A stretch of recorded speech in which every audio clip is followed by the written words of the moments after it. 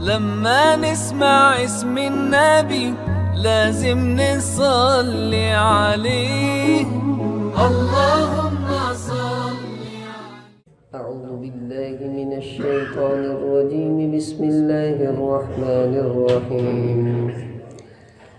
يا أيها الناس إنا خلقناكم من ذكر وأنثى وجعلناكم شعوبا وقبائل لتعارفوا إن أكرمكم عند الله يتقاكم إن الله عليم خبير.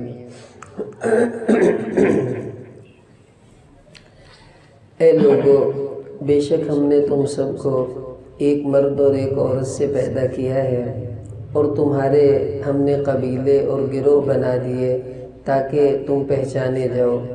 بے شک اللہ کے نزدیک سب سے زیادہ پسندیدہ عزت والا وہی ہے جو سب سے زیادہ تقوی والا ہے۔ بے شک اللہ تعالی جاننے والے، خبر رکھنے والے ہیں۔ سورہ حجرات کی آیت نمبر 13 کی تلاوت کی گئی۔ اس صورت کے اندر جو معاشرتی قوانین اور اصول چل رہے تھے، انہی کے ضمن میں آج ایک اور اصول اللہ پاک نے اس آیت میں بیان کر دیا۔ وہ یہ کہ انسان کی فضیلت چیزوں سے نہیں ہوتی، پیسے مال و دولت سے نہیں ہوتی، بلکہ فضیلت کا معیار اللہ کے ہاں تقوی ہے کہ جو اللہ سے زیادہ ڈرتا ہے، جو اللہ کی زیادہ پسندیدہ کاموں میں اپنے آپ کو لگاتا ہے، وہی اللہ کے ہاں سب سے زیادہ عزت والا سمجھا جاتا ہے۔ اب جو انداز اس آیت کو اللہ پاک نے شروع کیا، پیچھے سے آ رہا تھا یا ایھا الذین آمنوا یا ایھا الذین آمنوا، اب ایک دم اللہ نے انداز بدلا، یا ایھا الناس، کہ اے ساری دنیا کے انسانوں، بھلے تم مسلمان ہو یا کافر، چھوٹے ہو یا بڑے، غریب ہو یا امیر، جو بھی ہو، اللہ فرما رہے انا خلقناکم من ذکر و انثی، ہم نے تمہیں ایک مرد اور ایک عورت سے جو ہے وہ پیدا کیا ہے۔ یہ کتنی بڑی سچائی ہے جو آج سے 1500 سال پہلے اللہ نے آسمانوں سے انسانوں کے لیے اتاری ہے۔ دیکھیں، اس کائنات نے انسان میں بڑی ٹھوکریں کھائی ہیں، بڑی بڑی انسانوں نے ٹھوکریں کھائیں۔ وہ کیا، ایسے بھی لوگ آئے ڈارون جیسے جو کہنے لگے کہ جی انسان اصل میں پہلے بندر تھا، پھر چلتے چلتے وہ سانپ تھا، اور کیا تھا، پھر ہو ہا کے پتہ نہیں کتنی مشکل سے انسان بنایا، یہ شکر ہے بنا دیا۔ تو اب وہ جو پیچھے بنیاد لے کر آتے ہیں، وہ کہتے ہیں انسان کی حقیقت سانپ ہے، کوئی کہہ رہے ہیں انسان کی حقیقت بندر ہے، کہ بندر سے بدلی ہوئی شکل میں اور آپ ہیں، حالانکہ بندر بیچارہ آج تک بندر ہی ہے، لیکن ہم بہرحال بدل کے انسان بن گئے ہیں۔ یہ ان کی ایک اپنی تھیوری ہے، اور یہ بھی اللہ کا شکر ہے، اگلی آنے والی جو سائنس کی تحقیق ہوتی ہے وہ خود ہی پچھلی تحقیق کو جھٹلا دیتی ہے اور غلط کہہ دیتی ہے۔ تو آنے والی جو جینیٹکس تھی، انہوں نے ڈارون کی ساری تھیوری کو جھٹلایا کہ یہ غلط ہے، ایسے نہیں ہو سکتا۔ اب جو سائنس جس نظریے پہ آج پہنچ چکی ہے، وہ نظریہ یہی ہے جو اللہ کا قرآن بتا رہا ہے کہ انا خلقناکم من ذکر و انثی، کہ ایک مرد اور ایک عورت سے ہم سب کو اللہ پاک نے بنایا۔ وہ کیسے؟ دیکھیں، آپ چوتھے سپارے میں جو آیت ہے وہ اس سے اور واضح ہے۔ اللہ پاک فرما رہے ہیں کہ یا ایھا الناس اتقوا ربکم الذی خلقکم من نفس واحدہ، کہ اے انسانوں، تمہارے رب نے تمہیں ایک جان سے پیدا کیا ہے، ثم جعل منہا زوجہا، پھر اس سے اللہ نے اس کی بیوی کو پیدا کیا، پھر اس کے بعد اللہ نے اس کے بچوں کو بنایا۔ یہ ترتیب قرآن نے بتائی ہے۔ اب دیکھیں، جب جینیٹک کی جو انجینئرنگ ہے، ان کی تحقیق یہ ہے کہ انسان کے جو مادے ہوتے ہیں، جس کو ہم یعنی مادہ منویہ کہتے ہیں، تو اس کے اندر دو قسم کے مادے پائے جاتے ہیں جو سیل ہوتے ہیں، ایک ایکس ہوتا ہے اور ایک وائی ہوتا ہے، یہ مرد کے اندر ہوتا ہے۔ اور عورت جو ہے، اس کے جتنے بھی مادہ منویہ ہیں، اس کے اندر صرف ایکس ہوتا ہے، وائی عورت کے اندر نہیں ہوتا۔ اب ہوتا یہ، مرد عورت دونوں کا مادہ ملتا ہے تو ادھر سے عورت کا تو ایکس ہی ہوگا، اگر مرد کا بھی ایکس مل گیا تو ایکس ایکس ملنے سے لڑکی ہوگی، یہ ایک سائنس کی تحقیق ہے۔ اور عورت کا ایکس آتا ہے، مرد کا وائی والا مادہ مل گیا تو ایکس وائی ملنے سے لڑکا ہوتا ہے۔ آپ کبھی دیکھیں، عورتیں جب لیڈی ڈاکٹر کو چیک کروانے جاتی ہیں تو وہ الٹرا ساؤنڈ کرنے کے بعد پیپر کی سائڈ پہ جو ہے وہ لکھتی ہیں، کہیں XY لکھ دیتی ہیں، کہیں XX لکھتی ہیں۔ تو اگر XY لکھا ہوگا تو اس کا اشارہ ہوتا ہے کہ اس کے پیٹ میں لڑکا ہے، پھر آگے وہ اس کی دوائی اور اس کی پوری جو ہے تفصیل لکھتی ہے۔ تو اس سے پتہ چلا کہ اگر سب سے پہلے عورت کو مانے تو پھر مرد پیدا نہیں ہو سکتا، کیونکہ عورت کے مادے میں وائے ہوتا ہی نہیں ہے، اور سب سے پہلے مرد کو مانے تو مرد میں چونکہ X بھی ہوتا ہے، Y بھی ہوتا ہے، تو مرد سے عورت پیدا ہو سکتی ہے، عورت سے کبھی مرد پیدا نہیں ہو سکتا۔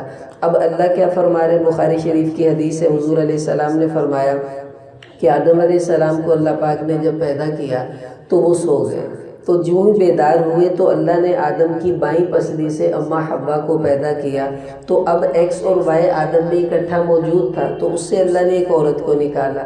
اب کیا ہوا؟ اللہ اب سمجھے اس آیت کو کہ اللہ فرما رہے کہ وہ جو پہلی آیت چوتھے سپارے کی ہے کہ خلقکم من نفس واحدہ، کہ اللہ نے تمہیں ایک جان سے پیدا کیا، ثم جعل منها زوجہا، پھر اس سے اللہ نے اس کی بیوی کو پیدا کیا، وَبَثَّ مِنْهُمَا رِجَالًا كَثِيرًا وَنِسَاءً، پھر اللہ نے ان دونوں سے بہت سارے مرد اور بہت ساری عورتوں کو پیدا کر دیا۔ اب آج سائنس کہتی ہے نہیں ایہی گل ٹھیک ہے جیڑی اللہ آخدا پیا، اور اس وقت سے لے کے اب تک پتہ نہیں کیا کیا اعتراضات ہوتے رہے، نہیں جی دیکھیں یوں ہے، تحقیق یوں ہے۔ اب یہ آیت بھی یہی کہہ رہی ہے اِنَّا خَلَقْنَاكُم مِّن ذَكَرٍ وَأُنثَىٰ، دیکھو ہم نے تمہیں ایک مرد اور ایک عورت سے پیدا کیا، یہ ہم سب کو اللہ کہہ رہے ہیں۔ مرد آدم علیہ السلام ہے، انثیٰ اماں حوا ہے، ان دونوں ہی سے اللہ نے پورے کائنات کے انسانوں کو جو ہے وجود بخشا ہے۔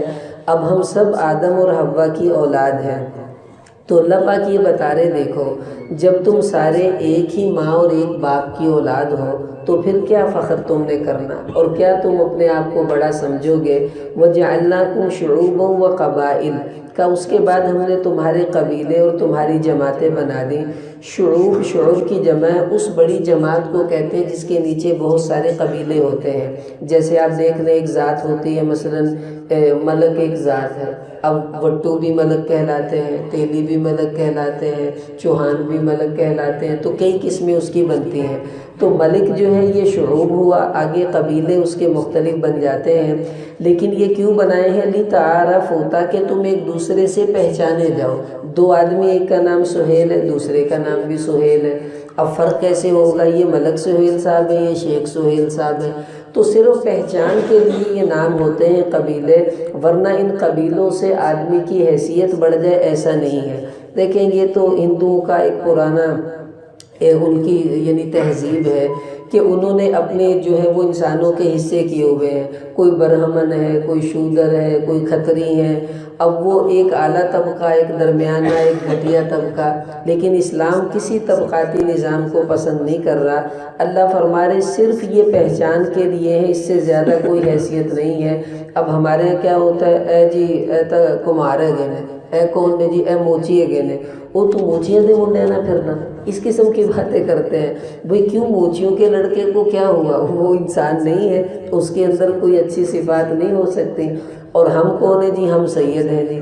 دیکھو یاد رکھو یہ سب چیزیں اللہ فرما رہے تمہارے پہچان کے لیے ہیں، لیکن ان اکرمکم عند اللہ اتقاکم، اللہ کے ہاں جو بندہ میرٹ پر آتا ہے وہ وہی ہے جو سب سے زیادہ اللہ سے ڈرنے والا ہوگا۔ اب وہ موچی اللہ سے ڈرے گا تو وہ اللہ کو پسند ہے۔ اصل میں یہ آیت اتری کب تھی؟ جب فتح مکہ ہوا، حضور علیہ السلام نے بلال رضی اللہ عنہ کو بلایا اور بلا کر بیت اللہ کی چھت پہ کھڑا کر کے فرمایا بلال اذان دو۔ اب جب انہوں نے اذان دینا شروع کی تو جو مشرکین مکہ کے بڑے بڑے سردار تھے، مسلمان ابھی نہیں ہوئے تھے، ایک کہنے لگا توبہ توبہ، شکر ہے میرا باپ اس دن کے آنے سے پہلے ہی مر گیا کہ اس کالے کبے کو بیت اللہ کی چھت پہ چڑھا اس نے نہیں دیکھا۔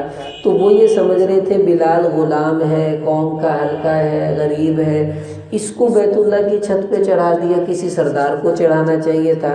تو انہوں نے اپنی ذات، اپنی جو ہے وہ قبیلے کو فوقیت دینے کی کوشش کی، تو اللہ نے یہ آیتیں اتار کے فرمایا وہ بھی آدم کی اولاد ہے، تم بھی آدم کی اولاد ہو، لیکن وہ تم سے زیادہ اللہ پر سے ڈرتا ہے، اس لیے اللہ کو وہ پسند ہے، اللہ نے اس کو مقام دے دیا۔ اب دیکھو میرے عزیزو، آج میں اور آپ بھی سوچیں سچی بات ہے، ہم نے اپنا پورا زور ان چیزوں میں صرف کر دیا، بھی اچھے کپڑے، اچھی جوتی، اچھا مکان، اچھا سٹیٹس، شاید اس سے عزت ملتی ہے۔ یاد رکھیں اس سے شہرت تو مل سکتی ہے، عزت اگر جس کو دل میں کسی کی وقار کے پیدا ہونے کو کہتے ہیں، وہ سوائے دین کے آپ کو کہیں نہیں ملے گی، سوائے تقوی کے وہ کہیں نصیب نہیں ہوگی۔ حاجی عبدالوہاب صاحب ایک دفعہ ہمارے مرکز میں آئے تو وہ گاڑی میں بیٹھ کے جانے لگے، تو ایک میں نے دیکھا پٹھان بھائی جلدی جلدی آیا تو سلام لینے کے لیے، لیکن وہ گاڑی میں بیٹھ چکے تھے، تو گاڑی چل پڑی تو اس نے نا بھائی صاحب کی گاڑی پر ہاتھ پھیر کے اپنے جسم پہ مار رہا ہے۔ تو کسی نے کہا یہ کیا کر رہے ہو؟ کہتا یہ بزرگوں کی گاڑی ہے، اس میں بھی برکت ہوتی ہے۔ اب گاڑی میں کیا برکت ہونی؟ اس کو عزت کہتے ہیں کہ اب ان کی ذات، ان کا کوئی اتنا بڑا مقام کوئی نہیں ہے، لیکن تقوی کی بنا پہ اللہ نے ایسی عزت عطا فرمائی ہے کہ لوگ ان کی جوتیاں سیدھی کرنا اپنی سعادت سمجھ رہے ہیں۔ اور جن کو ہم سمجھ رہے ہیں، مفتی زین العابدین صاحب رحمۃ اللہ علیہ فرمانے لگے، فیصل آباد میں ایک دفعہ میں جا رہا تھا تو ٹریفک بند تھی، تو ہماری گاڑی بھی رک گئی، تو آگے جو گارڈ تھا وہ کہنے لگے، میرا نمازی تھا، جمعہ پڑھتا تھا میرے پاس، تو میں اتر کے گیا، میں نے کہا خیریت ہے، ٹریفک کیوں روک دی؟ کہنے لگا مفتی صاحب ایک خنزیر نے ابھی گزرنا ہے، اس کی وجہ سے ہم نے یہ روکی ہوئی ہے۔ میں نے کہا وہ کون ہے؟ کہا جی ابھی دیکھ لینا آپ۔ کہتے میں وہیں کھڑا رہا تو اس وقت کا جو علاقے کا وزیر تھا وہ وہاں سے گزرا، اور اسی بندے نے اس کو لمبی سلوٹ ماری، اور جب وہ چلا گیا کہتا مفتی صاحب خنزیر چلا گیا، اب آپ بھی تشریف لے دیں کوئی بات۔ مفتی صاحب کہتے میں نے کہا دیکھو وہ سمجھ رہا ہے مجھے سلوٹ ماری ہے، لیکن دل میں وہ اس کو خنزیر سمجھتا ہے، تو بتاؤ اس کو عزت کہتے ہیں یا اس کو ناکامی کہتے ہیں؟ عزت وہ ہے کہ غیر موجودگی میں بھی آدمی ان کا نام محبت سے لے۔ اب میں نے ابھی بلال رضی اللہ عنہ کہا ہے، بلالیاں نہیں ہے، لیکن ہم نے ان کے تقوی کی بنا پہ ان کے نام کے ساتھ اتنا بڑا لقب جوڑ دیا ہے۔ اب میرے عزیزوں اور بھائیوں فیصلہ یہ مجھے آپ کو خود ہی کرنا ہوگا۔ اللہ نے بتا دیا ان اکرمکم عند اللہ اتقاکم، عزت والا اللہ کے ہاں وہی ہے جو اللہ سے سب سے زیادہ ڈرنے والا ہے۔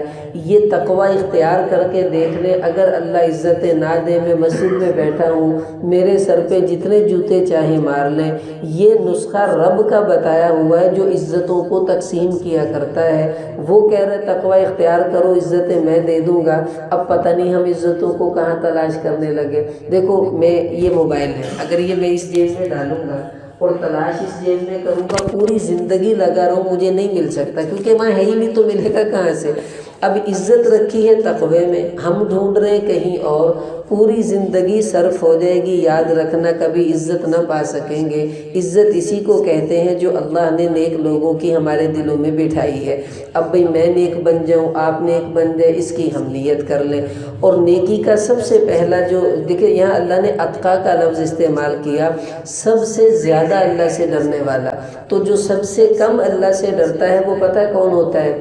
متقی۔ تقوی کے بہت درجے ہیں، سب سے ادنا درجہ تقوی کا یہ ہے کہ بندہ شرک چھوڑ دے، کہ اللہ کے ساتھ کسی کو جو شریک نہیں کرتا وہ بھی متقی ہے، لیکن ادنا درجے کا۔ اور اعلیٰ درجے کا متقی وہ ہے جو اللہ کے سوا کسی اور سے محبت ہی نہ کرے، اس کے دل میں سوائے اللہ کے کسی کی رغبت نہ ہو، یہ اعلیٰ درجے کا متقی ہے۔ اور ادنا درجے کا متقی جو اللہ کے علاوہ کسی اور کو اپنا معبود، اپنا خدا نہ مانے۔ اب بھئی ادنا درجے کے متقی تو ہم سارے ہی ہیں الحمدللہ۔ اب آگے ہم کوشش کرنا شروع کر دیں، جتنے متقی بنتے جائیں گے اتنے اللہ کے ہاں عزت والے بنتے چلے جائیں گے۔ اس لیے بھئی چیزوں میں عزتیں نہیں ہیں۔ حدیث میں آتا ہے ایک عورت بیٹھی ہوئی تھی تو اس کے گود میں بچہ تھا چھوٹا، تو ایک عورت گزری، لوگ اس کو مار رہے تھے، تو وہ عورت کہنے لگی یا اللہ میرے بچے کو ایسا نہ بنانا۔ وہ بچہ دودھ پیتا بولا ماں کی گود میں اور کہنے لگا اے اللہ مجھے اس عورت جیسا ہی بنانا۔ اس کے بعد کیا ہوا، ایک بڑا سوٹڈ بوٹڈ آدمی گزرا تو عورت کہنے لگی یا اللہ میرے بچے کو ایسا بنانا۔ تو وہ بچہ گود میں کہتا ہے یا اللہ مجھے ایسا نہ بنانا۔ تو عورت بڑی حیران ہوئی، تو پھر اس بچے نے کہا، اللہ نے اس کو زبان دی۔ حدیث میں آتا ہے چند بچے ہیں جو ماؤں کی گودوں میں بولے ہیں، ایک تو عیسیٰ علیہ السلام بولے، ایک یہی بچہ جس کا بھی ذکر کیا، اور ایک اور بچہ تھا جریج، ایک نیک بزرگ تھے، ان پر کسی نے کوئی غلط الزام لگایا کہ یہ بچہ، عورت نے کہا کہ یہ بچہ اس کا ہے جریج کا۔ تو وہ کہنے لگے کہ میں نے تو کبھی ایسا کام ہی نہیں کیا. تو انہوں نے کہا نہیں یہ اسی کا ہی ہے. تو جریج نے انگلی بچے کی ناف پر رکھ کر کہا بتا تو کس کا بیٹا ہے؟ تو وہ بچہ بول پڑا فلاں چرواہے کا میں بچہ ہوں، تیرا نہیں ہوں.